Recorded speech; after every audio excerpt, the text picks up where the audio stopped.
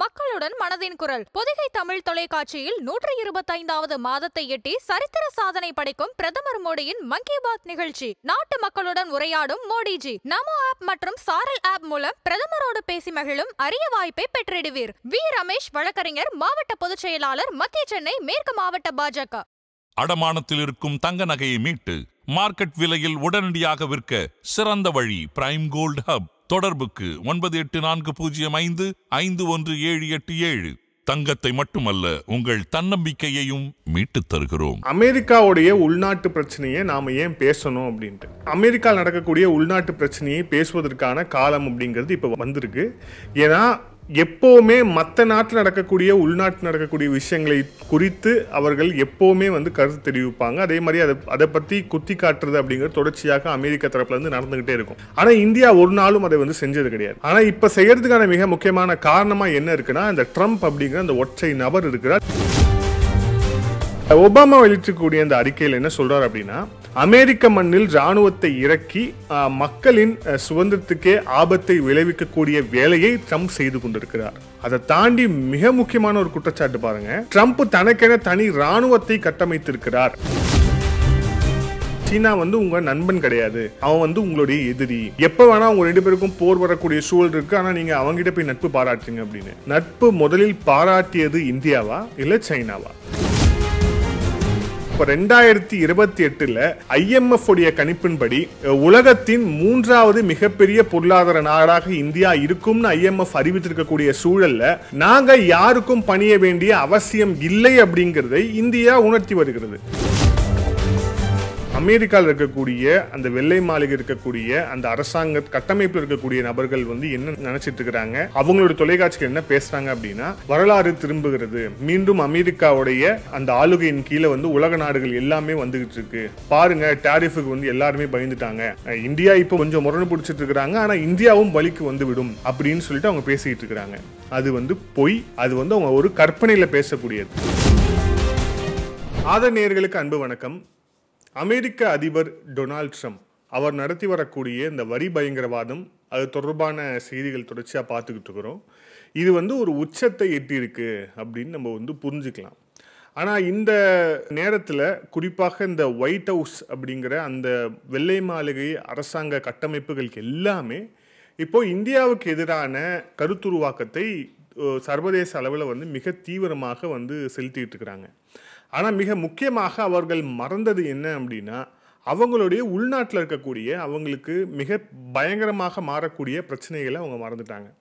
எப்போவுமே அமெரிக்க அரசியல்வாதிகளுக்கு ஒரு குணம் உண்டு. அது என்னன்னா, உள்ளூரில் நடக்கக்கூடிய விஷயங்களை எதையுமே கண்டுக்கிறது கிடையாது. நான் சர்வதேச லெவலில் ஆப்கானிஸ்தானை தலையிடுறேன், ரஷ்யாவில் போகிறேன், உக்ரைனில் போகிறேன், கியூபா போகிறேன், வியட்நாம் போகிறேன்னு சொல்லிட்டு வெறும் அவங்களுடைய நோக்கம் எல்லாமே சர்வதேச அளவில் இருக்கும். பட் ஆனால் லோக்கல் இருக்கக்கூடிய இடங்கள்ல நியூயார்க்ல என்ன நடக்குது, நியூ ஜெர்சியில் நடக்குது, எந்த ஒரு விஷயத்தையும் அவங்க காதில் வாங்காத ஒரு விஷயம் இப்போ எப்படி ஆயிருக்குன்னா, மிக பூதாகரமாக வெடித்திருக்கிறது. அவங்களுடைய உள்நாட்டு அரசியல் தீவிரமாகி இருக்கிறது. கிட்டத்தட்ட 3 நாட்கள் ட்ரம்ப் செய்தியாளர்களை சந்திக்கல. ட்ரம்ப்போடைய இந்த பப்ளிக் அப்பியரன்ஸ் அப்படிங்கிறதே இல்லாமல் போயிருக்கு. ட்ரம்ப் எங்கே போனார், ட்ரம்ப் ஒருவேளை சிகிச்சையில் இருக்கிறாரா, அவருக்கு ஏற்கனவே ஒரு மிக முக்கியமான ஒரு நோய் டயக்னாஸ் பண்ணியிருக்கிறாங்க. ஸோ 79 வயசு. ஸோ இப்போ ட்ரம்ப் 3 நாளாக என்ன ஆனார், எங்கே போனார் அப்படிங்கிற ஒரு கேள்வி எழுந்திருக்கு அமெரிக்காவில். அது மட்டும் இல்லாமல் அவங்களுடைய முன்னாள் அதிபர் பராக் ஒபாமா அவர் வெளியிட்டிருக்கக்கூடிய ஒரு அறிக்கை அப்படிங்கிறது அமெரிக்காவில் இருக்கக்கூடிய இந்த சாதாரண மக்கள் தொடங்கி அங்கே இருக்கக்கூடிய இந்த ஒப்பீனியன் மேக்கர்ஸ் வரை எல்லாரையுமே அதிர வச்சிருக்கு அப்படின்னு சொல்லணும். அந்த அறிக்கையில் இருக்கக்கூடிய மிக முக்கியமான விஷயங்களை பார்ப்போம். இந்த ஓவரால் டாபிக் பார்க்கறதுக்கு முன்னாடி நீங்களாம் நினைக்கலாம், அமெரிக்காவுடைய உள்நாட்டு பிரச்சனையை நாம் ஏன் பேசணும் அப்படின்ட்டு. அமெரிக்காவில் நடக்கக்கூடிய உள்நாட்டு பிரச்சனையை பேசுவதற்கான காலம் அப்படிங்கிறது இப்போ வந்திருக்கு. ஏன்னா எப்போவுமே மற்ற நாட்டில் நடக்கக்கூடிய உள்நாட்டில் நடக்கக்கூடிய விஷயங்களை குறித்து அவர்கள் எப்போவுமே கருத்து தெரிவிப்பாங்க. அதே மாதிரி அதை பற்றி குத்தி காட்டுறது அப்படிங்கிறது தொடர்ச்சியாக அமெரிக்கா தரப்புல இருந்து நடந்துகிட்டே இருக்கும். ஆனால் இந்தியா ஒரு நாளும் அதை செஞ்சது கிடையாது. ஆனால் இப்போ செய்யறதுக்கான மிக முக்கியமான காரணமாக என்ன இருக்குன்னா, இந்த ட்ரம்ப் அப்படிங்கிற அந்த ஒற்றை நபர் இருக்கிறார். இப்போ அவரை நோக்கி வரக்கூடிய மிக குறிப்பாக ஒபாமா அவர்கள் வெளியிட்டிருக்கக்கூடிய அந்த அறிக்கையில் இருக்கக்கூடிய மிக முக்கியமான விஷயங்களை நம்ம என்ன அப்படின்னு பார்ப்போம். அப்போதான் இதோட சீரியஸ்னஸ் என்ன, அமெரிக்காவில் இப்போ ட்ரம்ப்புக்கு எதிராக நடந்துட்டு இருக்கக்கூடிய விஷயங்கள் என்ன அப்படின்னு நமக்கு புரியும். ஒபாமா வெளியிட்டிருக்கக்கூடிய அந்த அறிக்கையில் என்ன சொல்றாரு அப்படின்னா, அமெரிக்க மண்ணில் இராணுவத்தை இறக்கி மக்களின் சுதந்திரத்துக்கே ஆபத்தை விளைவிக்கக்கூடிய வேலையை ட்ரம்ப் செய்து கொண்டிருக்கிறார். அடிப்படைகளை கூட ட்ரம்ப் தகர்க்கிறார். ஃபண்டமெண்டலாக அமெரிக்காவுக்கு இருந்த விஷயங்கள் அப்படிங்கிறது லிபர்ட்டியிலேருந்து பல விஷயங்களை அவங்க வந்து ஃபண்டமெண்டலாக அவங்க வச்சுருப்பாங்க. அந்த விஷயத்தையே வந்து ட்ரம்ப் வந்து இப்போ வந்து தகர்க்க ஆரம்பிச்சிட்டார் அப்படின்னு. அதை தாண்டி மிக முக்கியமான ஒரு குற்றச்சாட்டு பாருங்கள், ட்ரம்ப் தனக்கென தனி இராணுவத்தை கட்டமைத்திருக்கிறார். அதாவது கிட்டத்தட்ட பிரைவேட் ஆர்மி வந்து பில்ட் பண்ணியிருக்கிறார் ட்ரம்ப் அப்படின்னு சொல்லிட்டு அங்கே இருக்கக்கூடிய நேஷனல் கார்டு அப்படிங்கிற அந்த படையை வந்து குறிப்பிட்டு அவர் வந்து சொல்லியிருக்கிறார் அப்படிங்கிறத பார்க்குறோம். வாஷிங்டன் டிசி, சிக்காகோ, இது எல்லாத்துலேயுமே குற்றங்கள் அப்படிங்கிறது சரமாரியாக வந்து உயர்ந்திருக்கு அப்படிங்கிற அந்த விஷயத்தை தாண்டி அந்த மாகாணங்களில் நடக்கக்கூடிய பிரச்சனைகளை இராணுவத்துடைய தலையீடோட ட்ரம்ப் அணுக நினைக்கிறது அப்படிங்கிறது அந்த மாகாணத்தில் இருக்கக்கூடிய அரசுக்கும் அங்கே இருக்கக்கூடிய அந்த ஸ்டேட் ப்ராவின்ஸ் அட்டானமிக்கு எதிரானது அப்படிங்கிற அந்த விஷயத்தை வந்து குறிப்பிட்டிருக்கிறார். இதோட மட்டும் நிற்கல, அவர் இன்னொரு மிக முக்கியமான ஒரு செய்தியை குறிப்பிட்டார். இது வந்து ராய்டர்ஸ் நியூஸ் ஏஜென்சியுடைய முக்கியமான ஒரு புள்ளிவிவரத்தை சொல்லி அவர் என்ன சொல்றார் அப்படின்னா, இந்த ஆண்டில் மட்டும் வெறும் இந்த வருஷத்தில் மட்டும் அமெரிக்காவில் 1229 ஷூட்டிங், அதாவது வந்து துப்பாக்கி சூடு சம்பவங்கள் நடந்து இருக்கிறது. இந்த துப்பாக்கி சூடு சம்பவங்கள் அப்படிங்கிறது அங்கே இருக்கக்கூடிய அந்த பிரைவேட் சிட்டிசன்ஸ் அவங்களுக்கு கொடுக்கப்பட்ட அந்த கன்னை வச்சு அவங்க நடத்திய துப்பாக்கி சூடு. அதை தாண்டி உள்ள நிறைய கேங்ஸ் அண்ட் மாஃபியாஸோடைய பின்னணி இதில் இருக்குன்னு சொல்கிறாங்க. ஸோ கிட்டத்தட்ட அமெரிக்காவுடைய அந்த உள்நாட்டு பாதுகாப்பு, அந்த சட்டம் ஒழுங்கு அப்படிங்கிறது எந்த அளவுக்கு கேலி கூத்தாக மாறி இருக்கிறது அப்படிங்கிறதுக்கு முன்னாள் அதிபர் பராக் ஒபாமா அவர்களுடைய இந்த அறிக்கையே வந்து போதுமானது. ட்ரம்ப்புடைய அட்மினிஸ்ட்ரேஷன் எந்த அளவுக்கு வந்து லோக்கல் அட்மினிஸ்ட்ரேஷனில் ஃபெயில் ஆகிருக்கு அப்படிங்கிறதுக்கு இதே ஒன்று உதாரணம். ஆனால் இந்த ட்ரம்ப்போடைய ஆட்கள், இந்த ட்ரம்ப்போடைய ஊதுகுழலாக இருப்பவர்கள் எல்லாருமே வந்து என்ன பரப்பிட்டு இருக்காங்கன்னா, அவங்களுக்கு இப்போதைக்கு அவங்களுடைய ஒரே டார்கெட் அப்படிங்கிறது இந்தியாவை நோக்கி தொடர்ச்சியாக குற்றச்சாட்டுகளை வைக்கணும் அப்படிங்கிறது தான் அவங்க இருக்கு. ஆனால் உள்நாடு சந்தி சிரிச்சுக்கிட்டு இருக்கு. இப்போ ரெண்டு மிக முக்கியமான விஷயங்களை பார்ப்போம். இது வந்து ட்ரம்ப்புடைய ஊதுகுழலாக இருக்கக்கூடியவர்கள், இந்தியாவை டார்கெட் பண்ணணும்னு நினைக்கக்கூடிய இருவர், இந்தியாவை நோக்கி வைத்திருக்கக்கூடிய விமர்சனங்கள், அதற்கான பதிலை பார்ப்போம். முதல் நபர் ஒயிட் ஹவுஸ் உடைய அட்வைசர் பீட்டர் நவாரோ அவர்கள். இந்த நபர் வந்து என்ன சொல்றார் அப்படின்னா, ஜனநாயக நாடோட கூட்டு வைக்காம இந்தியா போன்ற இன்னொரு ஜனநாயக நாடு புதின் போன்ற சர்வாதிகாரி கூட கூட்டணி வைக்கலாமா அப்படின்னு வந்து கேட்டிருக்கிறார். ஃபர்ஸ்ட் ட்ரம்ப் வந்து ஜனநாயக நாடு அப்படிங்கிற ஒரு ரீதியில் இந்தியாவுக்கு ஏதேனும் ஒரு முக்கியத்துவம் கொடுத்தா இந்த கேள்வியை கேட்கலாம். ஒன்று. ரெண்டாவது, இந்த கூட்டு அப்படிங்கிறது ஒன்றும் ஒரு சட்டவிரோத கூட்டு அப்படிங்கிறது கிடையாது. நமக்கு வந்து எண்ணெய் வளம் அப்படிங்கிறது தேவைப்படுது, அது ரஷ்யா கொடுக்குது, நாம் அதை வாங்குகிறோம் நம்ம சிட்டிசனுக்கு. அதனால தான் வந்து இந்த விலையேற்றம் இல்லாத ஒரு பெட்ரோல் டீசல் நம்ம கொடுக்க முடியுது அப்படிங்கிற காரணத்துக்காக நாம் வாங்குகிறோம். ஆனால் இந்த நபர் அதை வந்து குற்றம் சாட்டியிருக்கிறார். ரொம்ப கொச்சையான வார்த்தைகளை சொல்லியிருக்கார். அவர் சொன்ன வார்த்தையை கூட நான் இங்கே வந்து சொல்ல விரும்பலை. ஸோ இப்போ இதில் என்ன சொல்கிறார் அப்படின்னா, சீனா வந்து உங்கள் நண்பன் கிடையாது, அவன் வந்து உங்களுடைய எதிரி. எப்போ வேணால் அவங்க ரெண்டு பேருக்கும் போர் வரக்கூடிய சூழல் இருக்குது, ஆனால் நீங்கள் அவங்ககிட்ட போய் நட்பு பாராட்டுங்க அப்படின்னு. நட்பு முதலில் பாராட்டியது இந்தியாவா இல்லை சைனாவா? இந்த விவகாரத்தில் கூட ரொம்ப தெளிவாக சொல்லணும் அப்படின்னா, முதலில் நட்பு பாராட்டியது இந்தியாவிடம் நெருங்க வேண்டும் அப்படின்னு நெருக்கம் காட்டியது இந்தியா இல்லை, சைனா தான் ஃபர்ஸ்ட் வந்து நெருக்கம் காட்டியது. அதே மாதிரி இந்த பவர் பேலன்ஸ் இருக்கக்கூடிய அந்த ஈக்குவேஷன்ஸ்க்காக இந்தியாவும் இப்போ நடக்கக்கூடிய இந்த SCO சப்மிட்லேருந்து பல விஷயங்களை செய்திருக்கிறாங்களா அப்படின்னா, ஆம், மிக நிச்சயமாக செய்திருக்கிறார்கள். ஏதோ நீ சொல்லி தான் எங்களுக்கு வந்து சைனா எதிரின்னு தெரியணும்னு அவசியம் கிடையாது அப்படிங்கிற அந்த விஷயத்தையும் வந்து இங்கே குறிப்பிட வேண்டியிருக்கு. அப்படி வந்து ஒரேடியாக சைனாவை வந்து நாம் வந்து நட்பாக ஆக்கிக்கிறோம் அப்படின்னு ஒரு சுச்சுவேஷன் வந்துச்சு அப்படின்னா, ஆல்மோஸ்ட் அது வந்துருச்சு. அந்த இடத்துக்கு இந்தியாவை தள்ளியது இந்த டொனால்ட் ட்ரம்ப். அது மட்டும் கிடையாது, இப்போ ரொம்ப ரீசெண்டாக ஜப்பான் போயிருக்கிறார் பிரதமர் மோடி அவர்கள். ஜப்பானுங்கிறது யாரு? குவாட்ல இருக்கக்கூடிய மிக முக்கியமான ஒரு உறுப்பு நாடு. அந்த உறுப்பு நாடுக்கு பிரதமர் மோடி அவர்கள் சென்றிருக்கிறார் அப்படின்னா, அப்போது முழுக்க முழுக்க வந்து சைனாவை வந்து நண்பனாக்கிறதுக்கு தான் வந்து சென்றிருக்காரு நான் புரிஞ்சுக்கணுமா? அது எல்லாமே கிடையாது. இப்போ நீங்கள் ஒரு கேவலமான ஒரு ஆட்டத்தை வந்து ஆடிக்கிட்டு இருக்கீங்க அப்படிங்கிறதால இதற்கு முடிவுரை எழுதணும் அப்படிங்கிறதுக்காக இந்தியாவும் சில ஆட்டத்தை ஆட வேண்டி இருக்கிறது. இதோடைய அந்த கிளைமேக்ஸ் அப்படிங்கிறது SCO தாண்டி பல விஷயங்கள் இன்னும் அடுத்தடுத்து நகர இருக்கின்றன. ஸோ இந்த நபர் இப்படி பேசியிருக்கிறார். அதுக்கு அடுத்ததாக பார்த்தோம் அப்படின்னா, US நேஷனல் எக்கனாமிக் கவுன்சில் அதோடைய டைரக்டர் வந்து கெவின் அசட். அவர் என்ன சொல்றார் அப்படின்னா, இந்தியா பணியாவிட்டால் எங்களுக்கு பணிய வைக்க தெரியும். மிக குறிப்பாக இந்தியாவை எப்படி பணிய வைக்கணும் அப்படிங்கிறது டொனால்ட் ட்ரம்ப்புக்கு தெரியும்னு சொல்றார். தெரியுதா? இதுதான் இவங்களோட புத்தி. என்ன ஒரு அரசாங்கம் ஒரு ஜனநாயக நாடு அப்படின்னு மேற்போர்வை போர்த்தி இவங்க சொன்னாலும் கூட அவங்களுடைய மிக ஆழ்மனத்தில் இருக்கக்கூடிய ஒரே விஷயம் என்னன்னா, நான் சொன்னா நீ செய். இது சத்தியமா ஜனநாயகம் கிடையாது. ஆனால் இந்த ஜனநாயகத்தை தான் அமெரிக்கா மற்ற நாடுகளிடம் மிக குறிப்பாக இந்தியாவிடம் எதிர்பார்க்குது. அந்த ஜனநாயகத்தை செய்ய முடியாது அப்படின்னு மிக தீர்க்கமாக இந்தியா மறுத்து வருகிறது. இந்தியா மறுப்பதற்கு, இந்தியா எதிர்த்து நிற்பதற்கு ஏதோ நாம அமெரிக்காவுடைய பேச்சு கேட்க போறதில்லை, இனிமே நாங்கள் ரஷ்யாவோட நண்பனாக இருக்க போறோம், சைனாவை நட்பாக்கிக்க போறோங்கிறது மட்டும் கிடையாது. இந்தியா தன்னுடைய சொந்த கால நிற்கிறதுக்கு எப்போ தொடங்கிடுச்சு அப்படிங்கிறதை தாண்டி ஒரு ஃபாஸ்டஸ்ட் க்ரோயிங் எக்கானமியாக இப்போ 2028 IMF உடைய கணிப்பின்படி உலகத்தின் 3வது மிகப்பெரிய பொருளாதார நாடாக இந்தியா இருக்கும்னு IMF அறிவித்திருக்கக்கூடிய சூழல்ல நாங்கள் யாருக்கும் பணிய வேண்டிய அவசியம் இல்லை அப்படிங்கிறதை இந்தியா உணர்த்தி வருகிறது.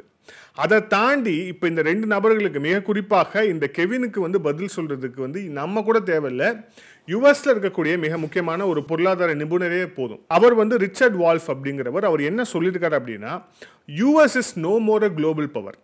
அமெரிக்கா இனிமேலும் அது உலக சக்தி, அதாவது வல்லரசு சக்தி அப்படின்னு சொல்லிக்கக்கூடிய அந்த நிலையை இழந்து விட்டது அப்படின்னு சொல்றார். 2வது, பிரிக்ஸ் அப்படிங்கிற அந்த கூட்டமைப்பு ஆல்ரெடி ஓவர்டேக்கன் தி G7 அப்படிங்கிறார். பிரிக்ஸ் அப்படிங்கிற அந்த கூட்டமைப்பு, அதாவது நாம, ரஷ்யா, பிரேசில், சைனா உள்ளிட்ட இந்த நாடுகளுடைய கூட்டமைப்பு அப்படிங்கிறது ஏற்கனவே உங்களுடைய G7 கறந்துடுச்சு, அதை தாண்டி போயிடுச்சு அப்படிங்கிற அந்த உண்மையை அமெரிக்கா இன்னமும் உணர மறுக்கிறது அப்படின்னு ஒரு மிக முக்கியமான விஷயத்த சொல்லியிருக்கிறார்.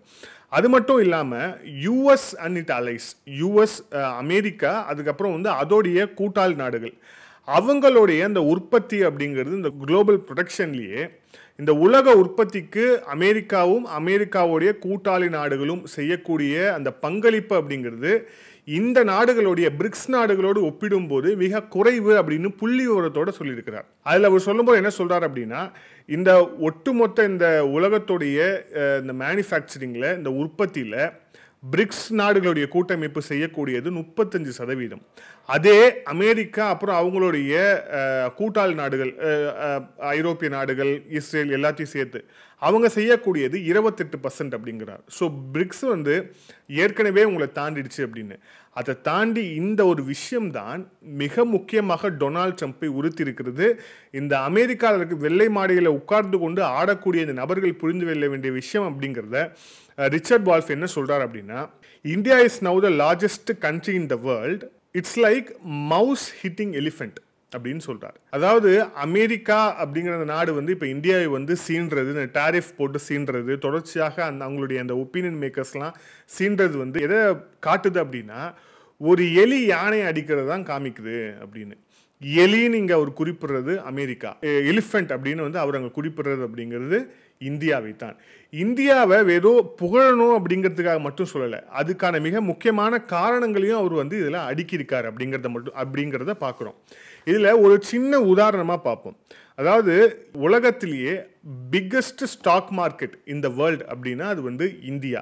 இதில் இவரை சொன்னதுலேருந்து புரிஞ்சுக்கலாம். இப்போது யூஎஸோட ஸ்டாக் மார்க்கெட்டில் அங்கே இருக்கக்கூடிய பப்ளிக் கம்பெனிஸ் அப்படிங்கிறது 4642 கம்பெனிஸ் இருக்குது.